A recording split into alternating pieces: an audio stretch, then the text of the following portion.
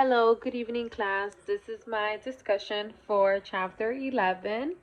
I chose the first one.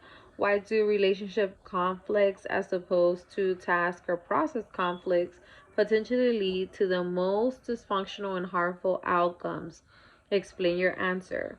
So, Relationship conflicts are usually, as the book states, NEC 2020, relationship conflict refers to personality conflicts between two people.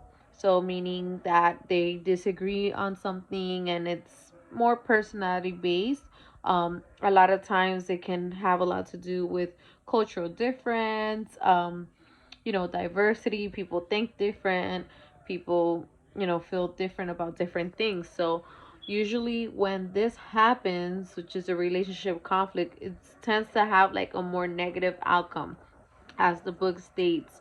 The only, or like the most best way to solve it is if people, listen to each other, and if they resolve the conflict by, listening and having empathy for each other, things like that. But that usually doesn't happen because we all know that I may think a certain way and you may think another way. And how are we going to resolve conflict? How are we going to come to a resolution when we could be from, have different personalities, think different, come from different backgrounds and different cultures?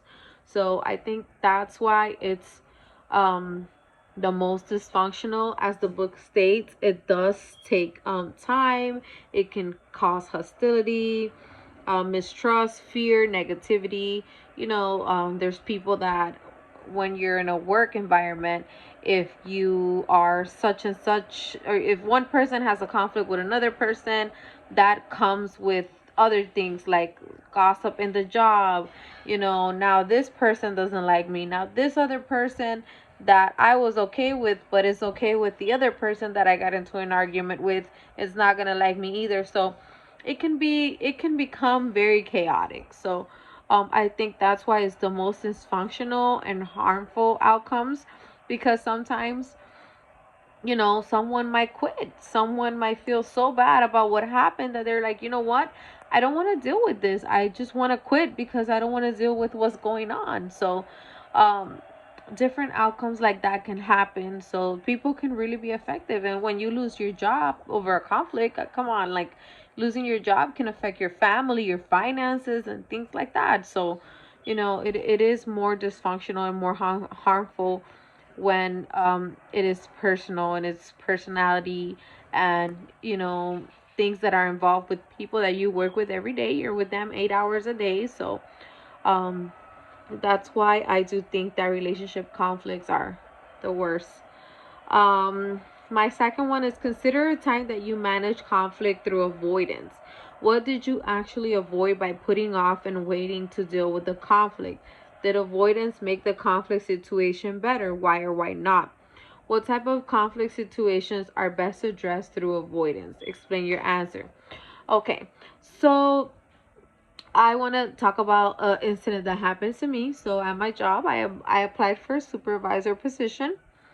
um, I don't know why it took so long, but I applied in January. I did not get a response until March. So when I got the response, it wasn't good. I didn't get the position. However, I did feel that I was the most qualified and I was the best person for the position, because the person that got the position, I didn't feel was as qualified as I was. So I was bothered. I was bothered by, the person that they chose, and I was like, I had all these mixed feelings and emotions. I felt unappreciated, but I didn't say anything. Like, when they told me that I didn't get the position, I was just like, okay, okay, it's okay. I didn't ask why. I didn't, like, I guess and this happened through WebEx because it was during COVID time. So I kind of froze when they told me, because I had different expectations. So I avoided what I was feeling. I didn't say anything to anyone.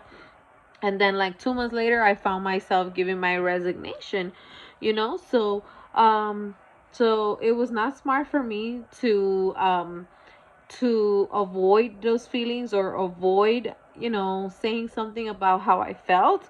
So that brought me to, doing, trying to resign from my job, which I didn't, I liked my job. I don't know why I wanted to do that, but I was just upset. So what I did was, it says, did you actually, okay, so I waited, and then when I put my 2 week notice, they were like, oh, what's going on, what happened? And then that's when I let it all out, all out. So they we spoke about it, we resolved it. When they explained everything to me, I kind of felt better, and I didn't know that better things were coming. So so I kind of like avoided it. I felt that way for a long time, and I should have not, because I should have said, okay, well, why didn't I get the position?